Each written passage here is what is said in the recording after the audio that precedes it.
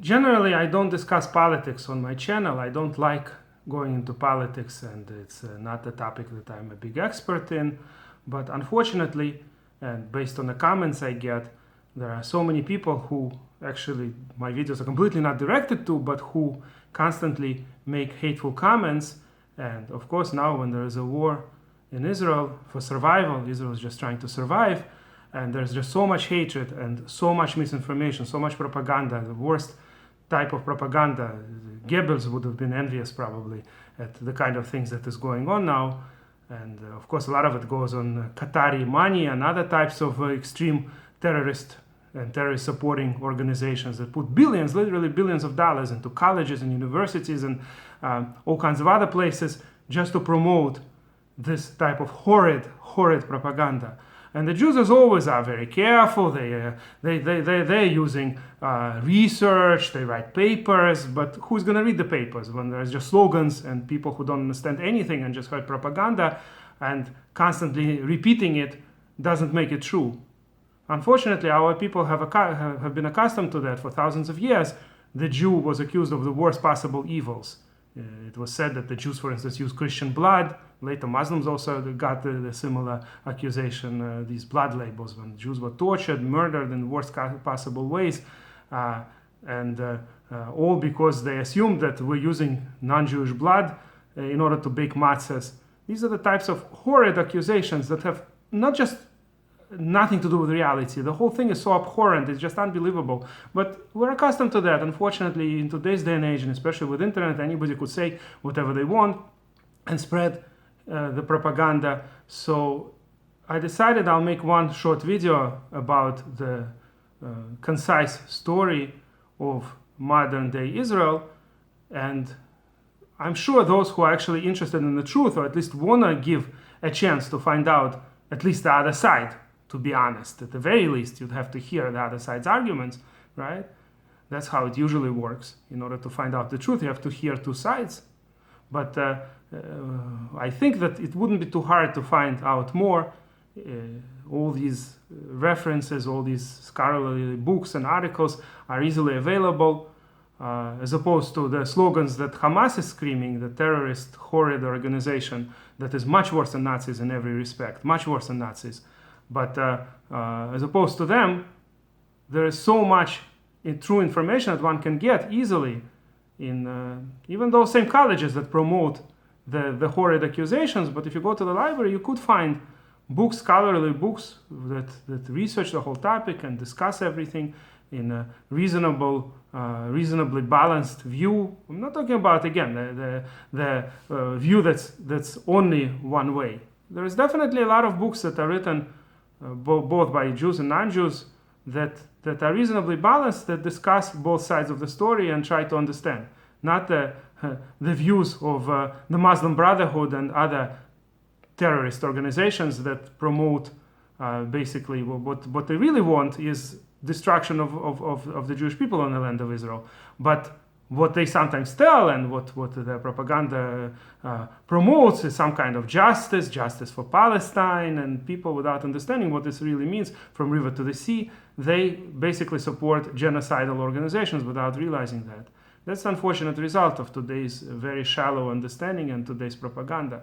So let me just summarize again this whole story. Of course, there's much to be said about the Torah view on Zionism. There is much to be said about what different rabbis thought about Zionism. This is not going to be part of my discussion. This is a completely different discussion which has nothing to do with the realities today. There is no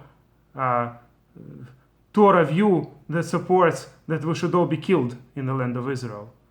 There were rabbis who were against Zionism, no question about it. But they believed that only in the times of Messiah, Mashiach, will the Jews have their own state. But hardly any people, very few, maybe less than one in 10,000 of Jews, maybe like basically a handful of Jews, who go with demonstrations with Hamas and organizations like that. Because the point is that today, for better or for worse, the state of Israel exists, and the only way that if it would disappear, the only result of this would be a complete mass slaughter of the Jews, another Holocaust or worse. And this is completely in the plans of Hamas. They don't hide it. This is what they would do if they would get the upper hand. And really, most of these people who write Hamas and similar organizations, they actually come from their religion and from their interpretation of Islam. But again, in the West, they wouldn't promote it as a kind of thing that's based on Islam. So that's why they promote this idea that they were the original people and Jews came and exiled them, etc., etc. So all of this can be easily disproven, and all you have to do is search a little bit. But I'm just going to summarize a few simple points that are easily checkable. Of course, you know, the so-called Palestinians today deny completely the Jewish connection to the land, but make themselves into a original people who live there. So let me start with the following. Okay, there were a lot of different kinds of nations that lived in the land of Israel throughout different times. For long periods of times, the Jews were the majority. This was the truth in the times of the Judges and the times of the First Temple.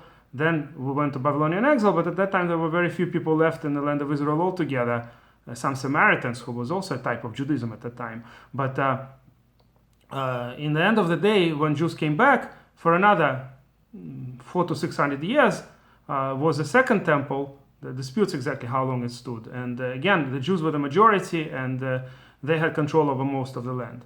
Now, the word Palestine is how the Romans called that place based on ancient Plishtim, what's called Philistines. Pe and Fe is the same letter in many of these languages, including Hebrew. By the way, it's somewhat reminiscent in the fact that in English, PH is pronounced as F. Pe and F is basically the same letter. So that's why Philistines, Palestinians, this was the people who came from Greek Isles. They were Greek by nature. But they existed in the times when the Jews controlled most of the land, throughout the times of Judges and throughout the times of the First Temple, but they existed around the area where Gaza is today, Aza, the ancient Aza. We Jews pronounce it as a strong I and Ah. And the Arabs who came much later to these lands, there is no single Arabic inscription anywhere in the land of Israel until, of course, the times of Islam. So this is already 2,000 years into the Jewish history that the Arabs came to this land. So when the Arabs say that it's pronounced as R, something like that, a special letter that they have Ghain of some sort, Ghain, I'm not sure exactly if I'm pronouncing it right, that's true that that's how the Arabs pronounce Aza, but Aza was an ancient city in the times of Canaanites and later Plishtim, and that city is pronounced as Ah by the Hebrews. But the Arabs who came later, they pronounce it slightly differently. That's not the issue, of course. The point is that there were, in fact, Plishtim in that land, but they have nothing to do with today's Palestinians, and nobody ever claimed opposite until basically the last century. The whole idea of Palestinian people was invented recently. Until then, the Jews were called Palestinians. Everybody knew that. You could just open any book that quotes the Jerusalem Talmud, that they call Yerushalmi, and usually it's called as Palestinian Talmud. In English, it's called Palestinian Talmud. There was the Talmud of the land of Israel and Talmud of Babylonia. We usually study Babylonian Talmud because at the time of Jerusalem Talmud, there was so much persecution, a lot of Jews left, and it was never finished. So that's why we mostly study the Babylonian Talmud, not the Palestinian Talmud. But I'm just saying that the second Talmud, which is also studied, used to be called Palestinian Talmud. Everybody knew Palestinian means a Jew. And the Arabs never minded that. They never considered themselves a separate nation. Vast majority of the Arabs came to these lands relatively recently.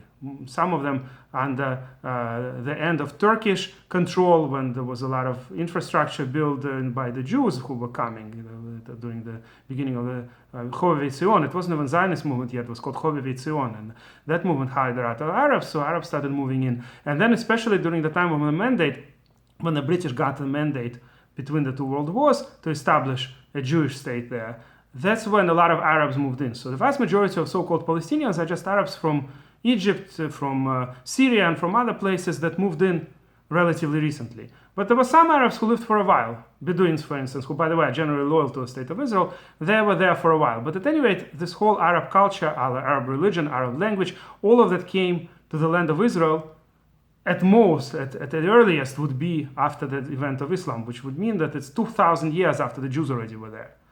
And of course, the Jews were as always persecuted as everywhere else, and a lot of them were kicked out, including by the Arabs. When the Arabs came, they also made the Jewish life very difficult. Just like the Christians, the Jews everywhere were constantly persecuted. And there were times when there were very few Jews in the land of Israel, but there were very few Arabs also. The land of Israel was generally a place that was very empty, and very few people lived there.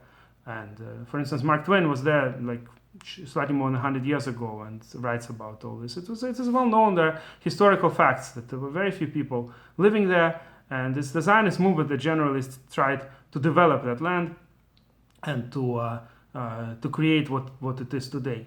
All these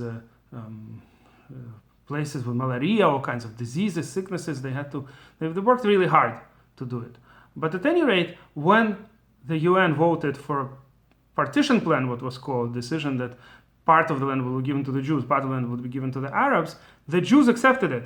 The Arabs did not. A new war started, which was the war for survival for Israel. If Israel would lose, there would be a Holocaust. However, Israel won and even got a little bit more territory. And the other part of the territory of the land of Israel was conquered by Jordan at that time, by the state of Jordan. So all the Jews were kicked out from the areas where they lived until now, including in eastern Jerusalem, in the most holy places. There was a Jewish quota. All of them were kicked out by the Jordanians. However, the Arabs, a lot of them remained and got Israeli citizenship, and which gave them full rights in Israel. Completely asymmetric picture, notice. Now, there were some Arabs who left at the time of the war, thinking that they'll come back when the Jews will be finished, and then they'll come back and inherit everything. And then there were some Arabs who were kicked out. The question is what percentage. It's hard to know today, but general historic research shows that the majority of Arabs who left on their own. Some may have been kicked out, no question about it. But you have to look in historical context. At that time, there was no prohibition for this. This was war. The Arabs are the ones who started the war against the Jews. There were a number of Arab states, and including the Arabs in the land of Israel, who all were trying to kill the Jews. And so if some were kicked out as part of the military operations, there was really no choice. Jews had no choice. Otherwise, they would be destroyed. In much less dangerous circumstances in Europe in those same years, many Germans, Italians, and others were kicked out, hundreds of thousands. By the way, the total number of refugees at that time among the Arabs was less than 1 million. And about as many Jews were kicked out of Arab states. Algeria, Tunisia, Libya, I think Egypt a little bit later, Iraq, Syria, all of them kicked out practically all of their Jews at various points in time. Nobody talks about the Jewish refugees at that time. But anyway, the number of refugees all over the world around those years was huge. It was tens of millions. India with Pakistan, for instance, and all of them were treated as people who, once they're a refugee, once they're somewhere, that's where they get established. That's the normal situation. The only exclusion made by the world was to establish a special agency that deals with only one type of refugee, the so-called Palestinian refugee. And that's when the Palestinian people were created. The new people, all of a sudden, these Arabs who lived in the land of Israel, even if they lived for 1 or 2 years before the establishment of State of Israel and before that war, and even if they left on their own, they would still be considered refugees, they and their descendants forever. So while all the other refugees were resettled very quickly by other UN agency, the one agency that deals only with Palestinian refugees, instead of resettling them where they are, same language, same culture, same religion, they moved, for instance, from a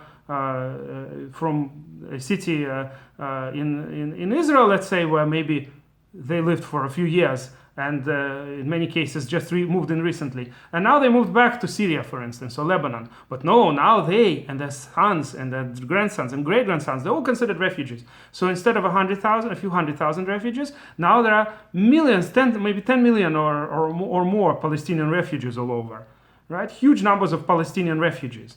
And they're all supported by the money keeps growing exponentially, of course, because as opposed to all the other refugees that are being settled, these refugees just keep multiplying instead of settling where they are. And they all claim that they should be permitted back to the land of Israel, which is absolutely obnoxious. Obviously, Israel is not going to commit suicide. If these people will come back, they will destroy us. And they don't even hide it. Right? The whole idea of taking them back would have been maybe practical in the beginning if they would accept the state of Israel and want to live in peace, which they didn't want, and which is being repeated over and over. The last October 7th massacre showed it one more time, that they're not interested in peace. when Israel moved out of Gaza, and there was discussion of moving out completely of West Bank and giving it to the new Palestinian so-called state, the Hamas clearly said that this is not what they want. They want the destruction of all of Israel. They want to kill us all. So what kind of compromise is there to discuss? And you know which methods they use. The scary, horrid methods. Even the Nazis don't use these types of methods. The Nazis killed the Jews. The Hamas first raped, tortured, burned alive, did horrible things, and then killed.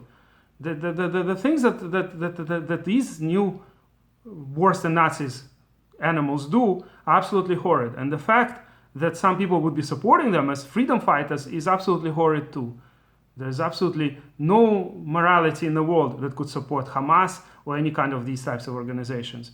These organizations have to be destroyed. And by the way, once they are destroyed, and Israel is doing a good job destroying them, even though Hamas is trying to maximize the civilian casualties, they don't care about their own people too. They want Israel to be blamed for the genocide that they are doing.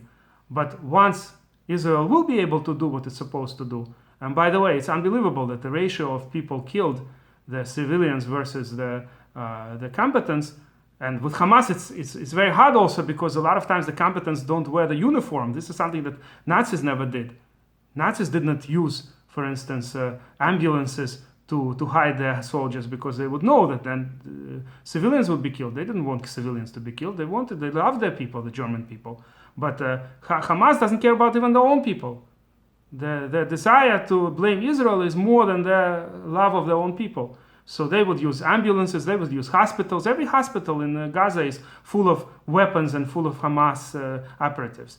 But on top of it, they also don't dress in the uniform so that they look like civilians. But with all that, the ratio of civilians to combatants is about 1-to-1 approximately.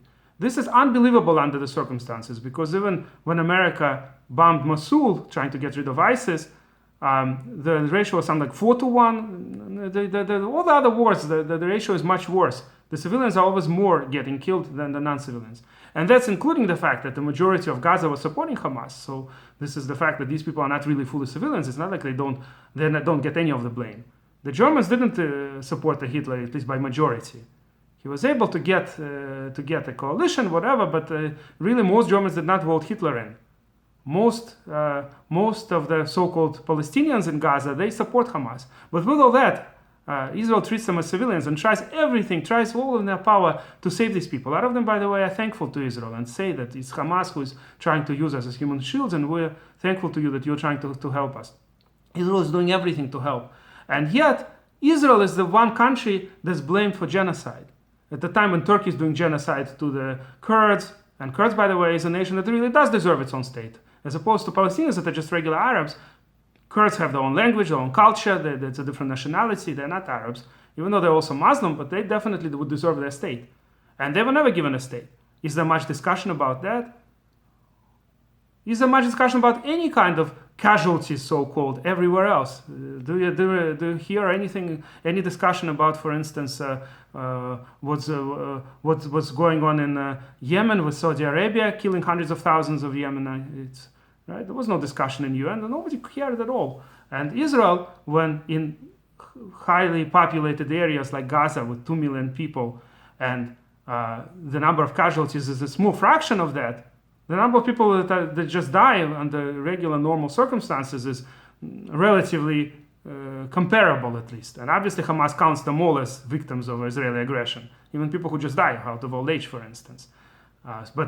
If you look at the numbers, even if we would believe Hamas numbers, it's a tiny numbers. Israel could have destroyed the entire Gaza in one day. There would be not a single Gazan left there if it wanted. Same thing in Lebanon, by the way. But that's not what Israel is doing. Israel is trying very, very hard to target the terrorists. But obviously when terrorists are in the middle of civilian areas, a lot of times a lot of civilians get killed. In some cases, there is one terrorist and a few civilians per terrorist. But that's rare. Israel is trying to avoid those operations where, let's say, you kill 10 terrorists and 50 people with them. Even though it has a full right to do that, by the way. Terrorists that are planning attacks on Israel and are killing civilians in Israel, they are fully a legitimate target. And if they hide among civilians, Israel would have a totally international right to kill them. The international law does not forbid killing the terrorists when there are non-terrorists involved. And like I said, America and all other countries, whenever they lead wars, there was always more civilian killed than the actual military military personnel. This is just the norm. Unfortunately, there's no other way. I wish there was some kind of way to kill only the terrorists, but it doesn't exist. Israel is doing much more than any kind of international law requires. And yet it is Israel that's blamed for genocide.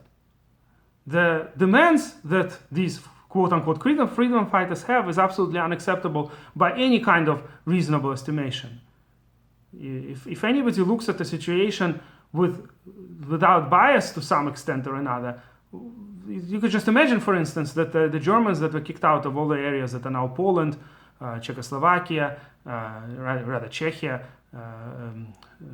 the areas of Russia, like Kaliningrad used to be Königsberg in Germany, all these areas, right? There were millions of Germans who were displaced. Or areas that of today's Croatia that used to that had hundreds of thousands of Italians. So imagine all these countries, instead of settling them, they would just put them in camps and give them money so they can multiply. And now there would be tens of millions of Germans who claim back the areas like Kaliningrad or Gdansk, right? That used to be Danzig in Germany. That's a city in Poland. Many other areas, right? But obviously these little people were resettled, same as all the other people around the world under similar circumstances. Israel will under no circumstances take the descendants of those so-called refugees back so that the vast majority of people in Israel would become then the Arabs. Israel deserves a state no less than the so-called Palestinians wanted.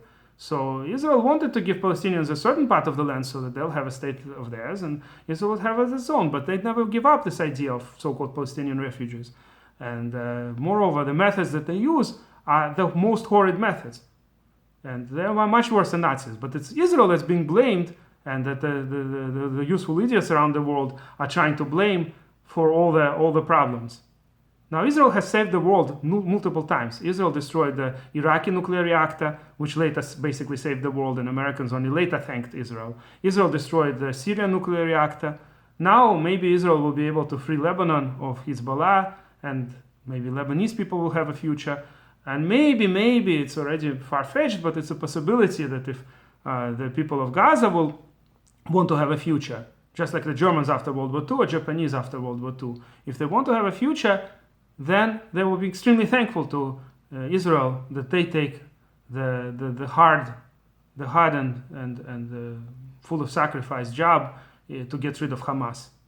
Only then, if these people will be able to step over, just like the Japanese were able to. Japanese were very proud people. It was very hard for them. They definitely wanted to control a large portion of the world in the East, as they did.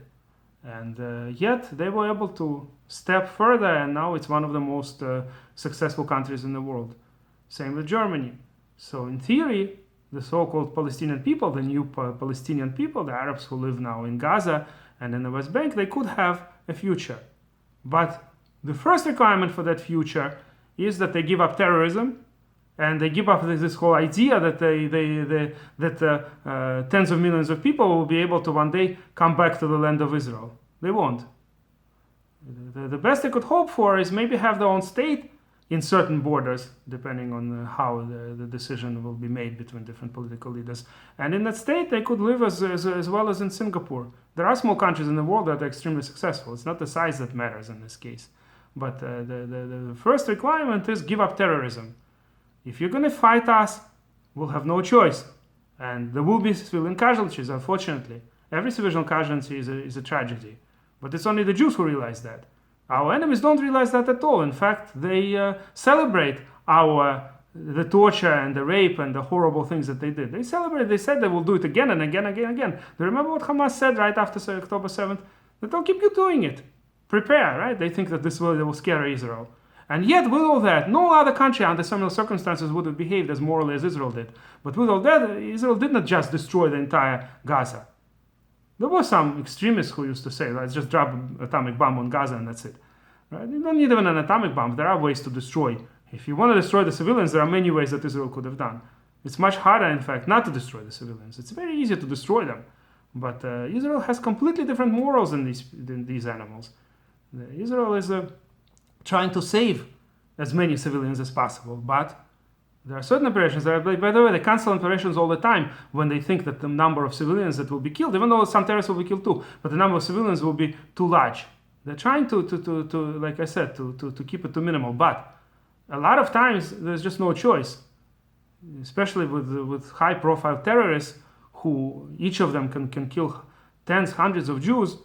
There's just no way. If he's within his family, so he's killed together with his family. It's unfortunate. So if he has any pity on his family, he shouldn't be with his family.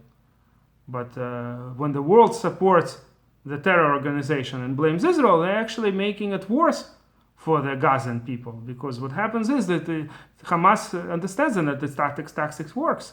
The more they put the civilians in front of the fire, the more they put the civilians as human shields, the more they will be successful in the eyes of the world. So if the world wants to help the Gazan people, the first thing they have to do is never ever blame Israel for anything. Israel is already doing more than enough. They have their own court system that's like extremely leftist and very strict whenever they try to find some kind of a violation that the army is doing. They're persecuting their own people if necessary. So the world should be supporting Israel and saying, thank you, you're doing exactly the same as what the Allies did during World War II and saved Germany from Nazis, and you are destroying now the most horrid monsters that are there to destroy us if we don't destroy them and destroy the entire civilization. So whoever supports Hamas today is either complete, total idiot, useful idiot, or an extremely wicked person. Right? Either he's a brainwashed idiot or he's an extremely wicked person. There is no third. But of course, as with any propaganda, it works for a lot of people. In the Soviet Union, people were known to be completely brainwashed. In Nazi Germany, people were known to be completely brainwashed. Now, unfortunately, in the West, especially on college campuses, a lot of people are being brainwashed. And it's very, very few people who try to at least understand what Israel is fighting for, what is at stake, what they would do in similar circumstances, what America would do, for instance, in similar circumstances. There's actually a person in Black Africa, in South Africa, right, which is incredibly anti-Israel today, despite the fact that it was the Jews who helped tremendously for them to get rid of apartheid, etc. But at any rate, one of the leaders, who is not the head of the government, he is in a position, from what I understand. So he is trying to actually make the case for Israel. You should see it. I'm sure you could find on the internet easily the videos. He's explaining to these people what would we do in similar circumstances. If our children and women were kidnapped and put in the dungeons in the neighboring country, would we start a war? Right? There are a lot of things that people just don't understand. They, then there's these gays for Gaza, right? Unbelievable, right? If they would come to Gaza, they would be killed. But no, they support Gaza, etc., right? The LGBT community, all kinds of people, right? That definitely one wouldn't expect. One would imagine that that at least they would understand who these monsters are. But no, there's just so much misinformation, so much misunderstanding, right? The Palestinians, so-called today, they deny even the fact that there was a Jewish temple in Jerusalem. Right? And they constantly, by the way, destroy the various artifacts that are found in the Temple Mount, right? That are all in Hebrew, of course, not in Arabic, as everybody knows. This was never a dispute. The dispute is only in the details. How many Arabs exactly came within, let's say, the last 150 years to the land of Israel, and how many were there before? What percentage of Arabs left the land of Israel at the time of the war voluntarily? And what percentage may have been kicked out. Those details might be subject to dispute. But the general situation that the Jews lived in Israel and had their temple and things like that, that was never controversial. It was never part of the controversy. But today they just deny that too. And this becomes very similar to Nazi propaganda or worse, unfortunately. So I really have a pity for those people who don't understand the simplest things, and then claim genocide, or that the Jews are doing to Gaza the same as what the Nazis did to Jews, right? Do they understand what they're talking about? The Nazis tried to find every single Jew that they could find and kill them, right? Do the Jews try to find every single person in Gaza and kill them? Do they? The war has been the longest war that Israel fought already. For a whole year, there is a war going on with a tiny Gaza. Why do you think it's taking so long? We could have done it in a week, could have done it in a few days. But it's because they're trying to save the civilians, because only a handful of civilians, relatively speaking, percentage-wise. Of course, in a 2 million population, let's say it's 50,000 per se. All right? How many people die within 2 million population within a year? You should count all that. It's not so difficult. Right? We're talking about relatively small percentages of people who were killed. And about half of them were Hamas operatives. Why do you think it's so? Israel is losing its own soldiers in order to save as many people as possible in Gaza. If they would just bomb with the worst bombs from the top, they wouldn't lose a single soldier. So many soldiers already died in the war of Gaza. They could have all been saved. Just go on the airplane and bomb everything and leave nothing there. But that's not what Israel is doing. And certainly, Israel is not trying to find every Gazan and put them in a gas, and gas them and kill them. Right? Where do you see that? Israel is providing food, medicine, all kinds of things to Gazans, right? And trying to figure out how to help them. There were like children who were saved by Israel and sent somewhere for treatment. There were even non-born children who were, or children in incubators, that when Israel had to attack a hospital which was full of Hamas operatives, they specifically took these newborn, I think, and brought them, or newborn, or developed these little babies were taken to the West Bank so that they continue living. Israel is trying to save. Recently, there was a Christian Arab girl who was kept a slave in Gaza, that Israel had a special operation working with very hard just to save this one person. Even one non-Jewish person matters so much for Israel that they worked so hard just to save her and bring her back to her family. She was kidnapped at some point, I think maybe from Iraq or Syria, I forgot. This was one of the publicized stories. There's so many stories about it, that what Israel is doing. And they're comparing us to Nazis. They're saying that we're doing the genocide to the Gazians. Right?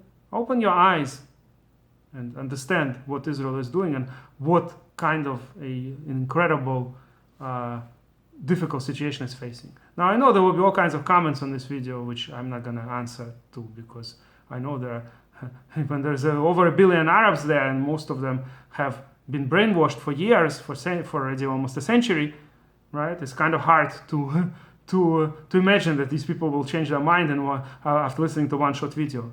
But the hope is at least that some people who have their doubts might research more, try to find out what the Jews want, what Hamas wants, what Hezbollah wants. Unfortunately, a lot of the media, especially the leftist media, is promoting a picture that's so far from the truth that it's really just no different than Nazi propaganda. And this I'm going to end.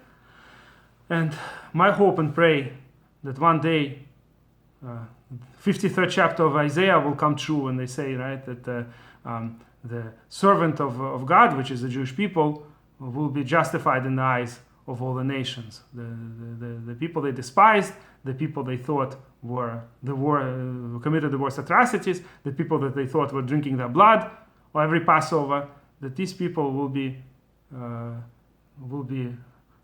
one day shown to be just a suffering servant, a servant who suffered for absolutely nothing.